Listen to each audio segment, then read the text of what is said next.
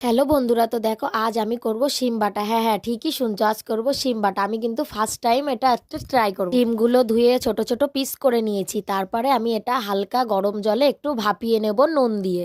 তো আমি এটা ভাপাতে বসিয়ে দিয়েছি, দিয়ে আমি এটা ঢাকা দিয়ে দেবো। আমি কিন্তু এই শিম বাটাটা আজকে ফার্স্ট টাইম ট্রাই করব, তো তোমাদেরকে খেয়ে বলবো কেমন হয়েছে।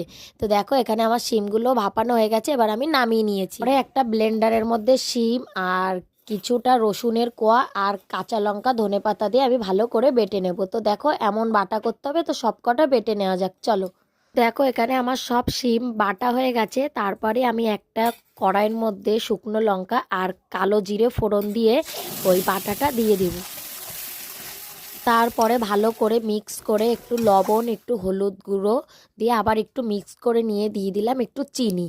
তো দেখো আমার এখানে ফাইনাল পুরো রেডি হয়ে গেছে। এটা কিন্তু খেতে খুব দারুণ ছিল। তো চলো টাটা, আবার পরে দেখা হবে।